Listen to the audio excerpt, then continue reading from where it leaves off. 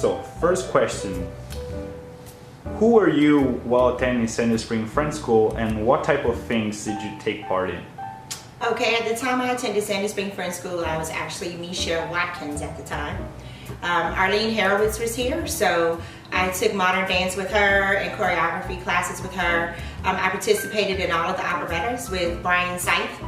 I also was a part of a family day. We used to have a family day during that time where all the families would come together with the community once a year, and it was actually over by Moore Hall outside. And so I helped organize the events for Family Day every year. During that time, I was also assisting in the library as a library assistant with Dorothy Henshaw. So I worked in the library, and I was actually here when the first Martin Luther King Jr. holiday became an official holiday. So I coordinated an on-campus event for all of the students in honor of the Martin Luther King holiday. How do you think Sandy Spring Friends School has changed since you graduated, and how does that reflect in your son's experience as a member of the community? One of the biggest things is definitely the school has grown immensely since the time I attended, but it still has the same welcoming family feeling of community, which is what I really like. At the time I was here, it started in middle school. We only had a total of 200 and some students, and also there was a different level of cultural diversity. So at the time that I attended, there were actually probably less than 15 African Americans, versus now it's diverse across the board for all cultures. So it's definitely very eclectic in that way. I think that's an amazing experience because it definitely prepares you for college and learning to accept people for their differences. So for my son, it just kind of translates to Donnie in that same way. He loves the fact of having that sense of community. Even though it's bigger, it still feels connected. He loves the idea of being a part of the male affinity group of Jay. Also, there are more options for sports. So Donnie is not like the typical sports player, but now they have so much of a variety of things that he can do. So like he did Morley games and absolutely loved it. He felt confident about it. But the biggest thing here, I think, is being able to be in a place where you can feel like you're yourself and people can appreciate you for who you are and your differences. Are there any memorable academic moments in the community for you? There are two things that definitely stick out for me. The first one is, at the time I was here, the middle school was over by the pond. And we used to actually gather at the pond every day after class and sit on the dock and either play chess or cards or read. And it was just sort of our wind down time before we started studying for the day. And then at the end of the year, we would have this huge picnic where all of the seniors would run around the pond and we had food. And it was just such a wonderful experience. And it was a time that the whole school really came together. From an academic standpoint, absolutely my most fond memory is from intercession. We went to New York. I went to New York with Dorothy and Ed Henshaw, and we stayed in a home with Mormons, and the purpose of going to New York was to actually assist working with the homeless families. And at the time, I was only in 9th grade, and I didn't really realize that there was such a high level of poverty and homelessness in New York. So I actually was kind of taken aback when we arrived, only to discover, going into Union Station, it was just pockets of homeless people. So before we traveled to Union Station, it gave specific instructions about making sure as you're befriending people and you're talking to them, making sure that when you give them their lunch that you're not holding the lunch out in public, you're sort of giving it to them discreetly. And at the time I didn't really understand what that meant. So we got to Union Station and I remember meeting this young man, and he was there drawing and painting, and I would really consider him like a true Michelangelo. It was just amazing. He was there drawing and painting, and we got into a conversation, and basically he was talking about how he was previously a part of the New York Stock Exchange, and he lost his job and went through a divorce, and so his life sort of took a downward spiral because of drug addiction, and that's how he ended up being homeless. And at the time we really connected, and I went to go in my pocket to give him my lunch, and I did it slowly and not discreetly according to the instructions, and the next thing I know, I'm surrounded by 10 people, and the challenge was I only had 5 lunches. So I think for me, the most impactful thing for me at that moment was that I literally had to put down the food and watch people actually grab for it.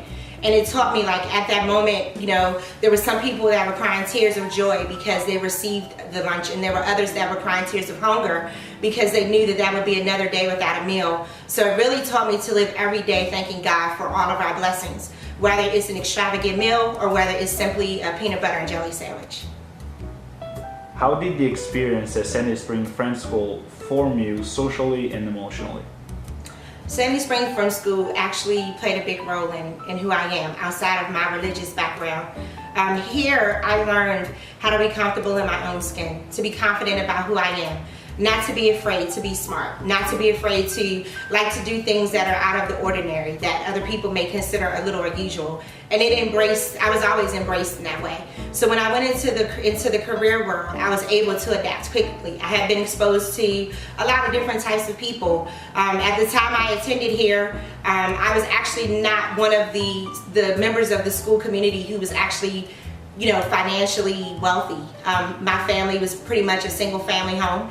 And so it really taught me about being grateful for the things that I had, because everyone wanted to be a part of my family with me, even though we had less. And I think that was the amazing experience that I took with me into my adult life, was that understanding that wherever you are in your particular situation, that if you are who you are, you love who you are, and you accept who you are, and you embrace that, there's always going to be someone that embraces you. So I think that was the biggest thing for me that really formed and molded and shaped me. And because it wasn't such a high emphasis on materialistic things and values, but really about learning and getting a solid education. Right now, during this interview, you're in costume. Does your involvement in this community play date back to when you were a student at Sandy Spring Friends School? Actually, it doesn't. That is one of the biggest differences. We didn't have a community play at the time. I graduated in 1990. I think the community play started around 93. So it has been an amazing experience. What is it like working with your son, a 9th grader, on the community play?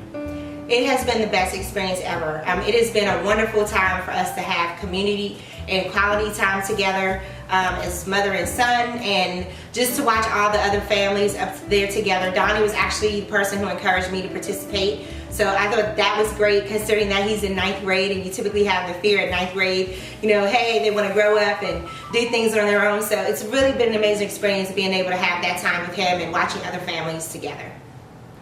Do you think that the depth of community involvement in the community play mirrors the diversity of the community itself? I definitely think so. I think that Fiddler on the Roof is a perfect imagery of the Sandy Spring community and the Quaker community and the appreciation for the diverse culture. In class, when I was here with 15 students, we may have 4 to 5 different ethnic groups in such a small class, and then watching that portrayed on Fiddler on the Roof, where you have all cultures of people playing in the same play, even down to the fiddler, playing something that's outside of her cultural realm, being a fiddler in the play. It definitely embraces what, cultural acceptance and change and difference should all be about. What's your message for anyone who may be involved in one way or another in the Sandy Spring Friends School community? I think the biggest message for me is really embracing the adage of let your mouth speak, and understanding what that really means. And for me, what it means is living your life with purpose. When things happen or I leave, I want to leave with a memorable experience where people can say that I impacted their life. So I have literally, for personal choices in my life or career choices in my life, I've always gravitated to roles where I can actually help another person and help impact them and make a change. And I found that in doing that, it actually helps you define the true meaning of success. Oftentimes success is measured by what you have or what you portray or what people see on the outside. But for me, it's about really learning that there's a difference between having happiness and joy, or being in a place of a temperamental state based on happiness because you have something, but learning to have joy regardless of your circumstance and where you are in life. And so for me, I think that is the most memorable thing about my whole experience, is really thinking about that and living my life like that every day, to really make sure that I have a life that is actually speaking for something.